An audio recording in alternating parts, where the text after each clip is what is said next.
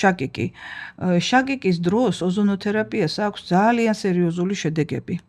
და იმის გამო, რომ აი ზუსტად ამ შემთხვევაში სამ კლინიკურ ძირითად ეფექტს ამჟღავნებს ოზონი. პირველი ეს არის, რომ რა თქმა უნდა სისხლის მიმოქცევას აუმჯობესებს და ტონუსს ხსნის სიძარღვების.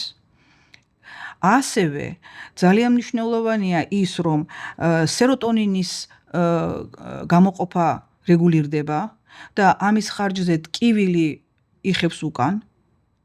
ეს მეორე თვისება არის და ასევე ხსნის ოქსიდაციურ სტრესს. ოქსიდაციური სტრესი მოგეხსენებათ რამდენად მნიშვნელოვანი ფაქტორია, რომ ასე ვთქვათ, ესა თუ ის პრობლემა რამდენად ეფექტურად უკვე იმართება, როცა ოქსიდაციური სტრესი მოხსნილია. ასე რომ ამ სამივე თვისებას ოზონი შაკიკის შემთხვევაში ძალიან ეფექტურად აგვარებს და შედეგებიც ძალიან მალე დგება. ესეც ერთ-ერთი კიდევ ალტერნატივა შაკიკის გამოყენების გარდა შაკიკი ანუ თავის ტკივილის ერთ-ერთი სახეა, ხო? ჩვენ მაყურებელს შეიძლება თვითონაც აქვს ეს, იმიტომ რომ ძალიან გავრცელებულია.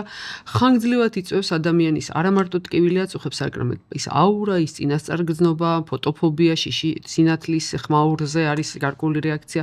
საკმაოდ დიდი ხანი იწვევს ადამიანის წყობრიდან გამოსვლას და ის ადამიანები, რომლებსაც ეს პრობლემა აწუხებთ, ძალიან ხშირად იძულებულები არიან სხვა რითმით იცხოვრონ, იმიტომ რომ გაურბიან ამ ტრიგერებს, რასაც ვეძახით, გამომწვევებს, ანუ ხო, ერთგვარად და მე ვფიქრობ, რომ შაკიკის მოგვარება ეს არის 21 საუკუნის უდიდესი პრობლემა, იმიტომ რომ სტატისტიკას რო გადავხედოთ, ნახავთ, რომ თანამედროვე ცივილიზაციამ და დაძაბულმა ცხოვრების რეჟიმმა 1-2-რად გაზარდა ადამიანები შაკიკით რაოდენობრივად.